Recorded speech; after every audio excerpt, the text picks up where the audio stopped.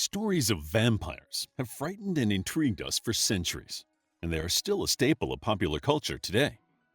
Far from the loathsome, blood-sucking beasts that they once were, modern-day vampires are often depicted as well-cultured and represent the ideals of eternal youth. They are mysterious, intelligent, and, dare I say, sexy. But vampires were not always depicted this way and were once considered a genuine threat. So much so that burial techniques were created in an attempt to stop the dead from returning and sucking the blood of their bereaved friends and relations.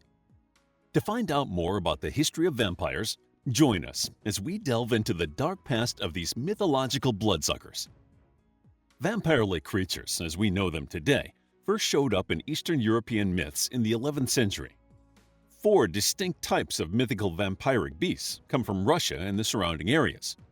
The Upir is the most common type of vampire and is found in folklore across Ukraine and modern-day eastern Belarus. This bloodthirsty beast uses its iron-like teeth to prey on children before feasting on their parents. In some legends, the creature consumes its victim's heart. Unlike modern vampires, these were not creatures of the night. They usually roamed from noon until midnight. To destroy an Upir, legend states that a thread should be attached to one of its buttons to enable the hunter to track the beast to its lair. Once the den is discovered, the Upir should be drenched in holy water and staked through the heart. But only once, as stabbing it twice can bring it back to life. In Ukraine and some regions of Czechoslovakia, the Upir are pretty similar, but they also consume large amounts of fish. The Upior is an Eastern Slavic name used mainly in Poland. This mythical vampire is recognized by its barbed tongue and its penchant for sleeping in blood as well as drinking it. To defend yourself from an Upior, you must consume bread baked with vampire blood. Yet another variation is the Upor from Belarusian folklore. This vampire can transform itself and was known for riding horses. These kinds of mythical tales may have transferred into real-life terror, as evidenced by the so-called vampire graves in Bulgaria. It is thought that from around the 1200s, people feared that those who were deemed bad would rise from the dead to feast on human blood. This fear led to burial practices that could supposedly stop the transformation. Anyone who might come back from the grave was buried with an iron rod through their heart, and the ritual lasted up until the early 20th century. It is thought that the rod would hold the body in place and prevent it from rising out of its final resting place. Graves containing impaled remains have been found across the Balkan countries, and as many as 100 have been discovered in Bulgaria alone. There is one well-known historical figure who is thought to have been the inspiration behind the most famous contemporary vampire, Dracula. Vlad the Impaler was born in Transylvania in 1431, the second son of Vlad II Dracul, who had been inducted into the Order of the Dragon, hence the name. The Order of the Dragon had been created for the defense of Christian Europe by King Sigismund of Hungary, which is kind of ironic given its later association with the unholy undead. Vlad's taste for impaling his victims and later rumors that he drank the blood of his victims earned him the association with the mythical vampire.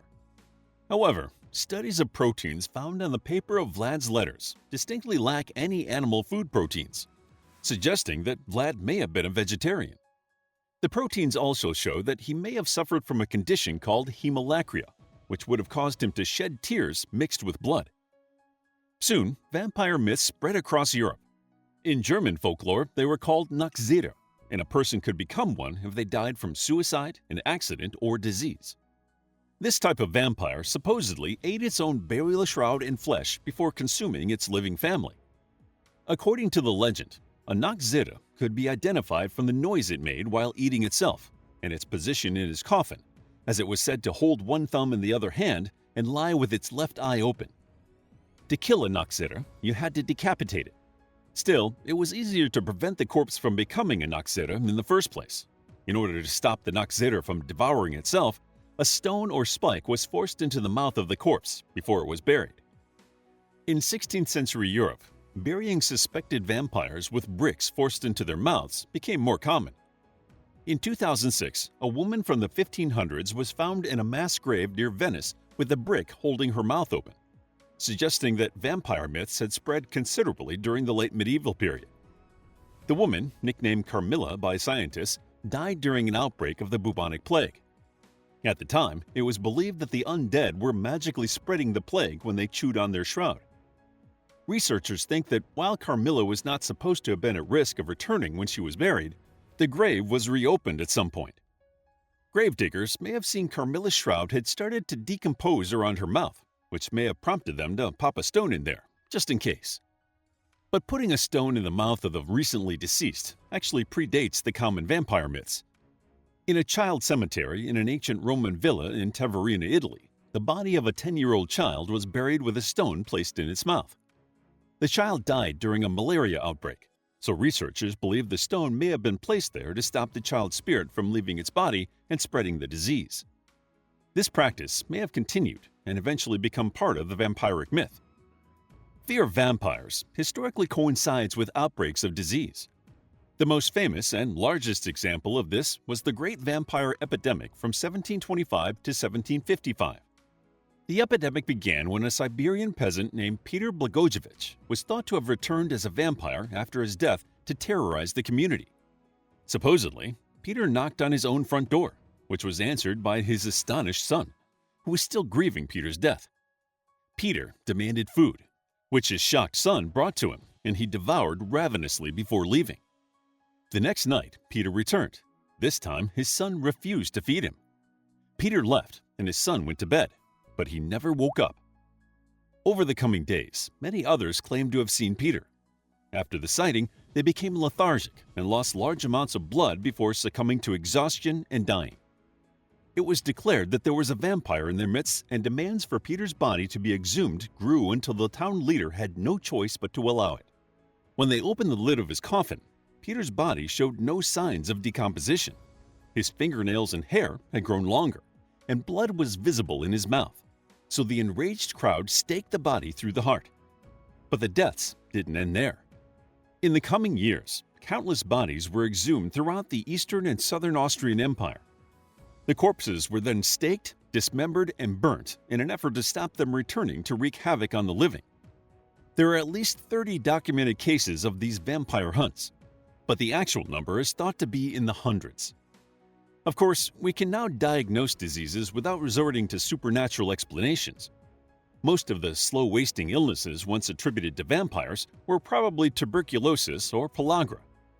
TB presents itself with symptoms such as tiredness, night sweats, weight loss, and swellings, which could be easily linked to the mythical blood-sucking monsters. People with advanced TB might even cough up blood, which may have been taken as proof that they had been feasting on their fellow villagers.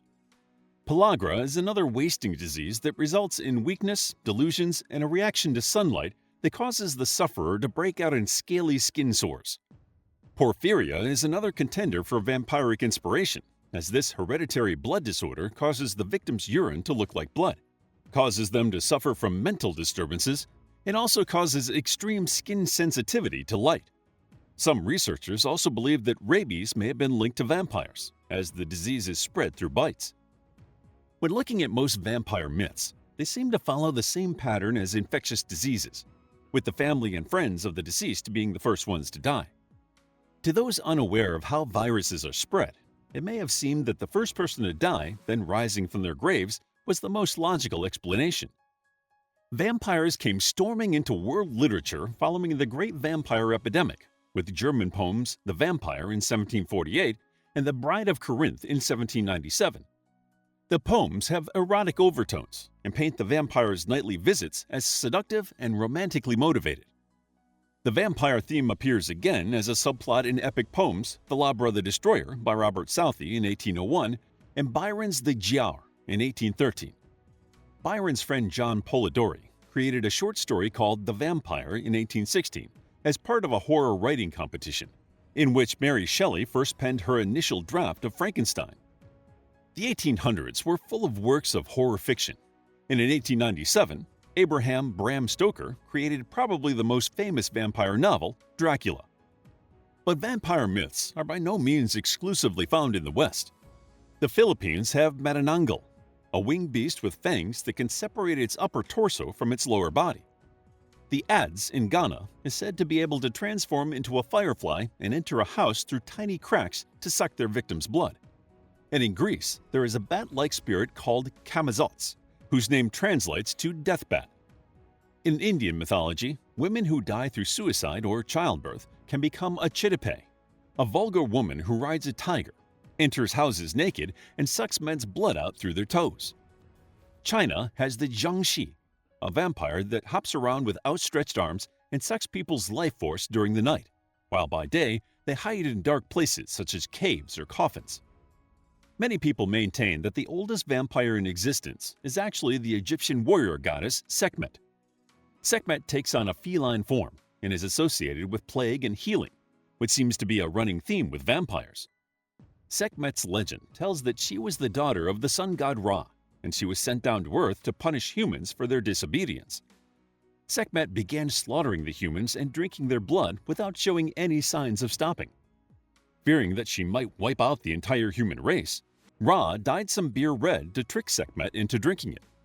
She guzzled the whole lot down and fell asleep in a drunken stupor. To honor this event, Egyptians would drink beer stained with pomegranate juice on the annual feast of Hathor and Sekhmet. Our obsession with vampires doesn't seem to be waning anytime soon, with new reimaginings of this enigmatic monster happening all the time. Perhaps it is our inherent fear of death that keeps this immortal figure alive in our imaginations. It is interesting that despite the general desire to prolong our existence, we still view eternal life as a curse rather than a blessing. After all, who wants to live forever? How would you like to get a deeper understanding of history, impress your friends, and predict the future more accurately based on past events? If this sounds like something you might be into, then check out the brand new Captivating History Book Club by clicking the first link in the description. To learn more about the history of Eastern Europe, check out our book, History of Eastern Europe, a captivating guide to a shortened history of Russia, Ukraine, Hungary, Poland, the Czech Republic, Bulgaria, Slovakia, Moldova, Belarus, and Romania. It's available as an ebook, paperback, and audiobook. If you found the video captivating, please hit the like button and subscribe for more videos like this.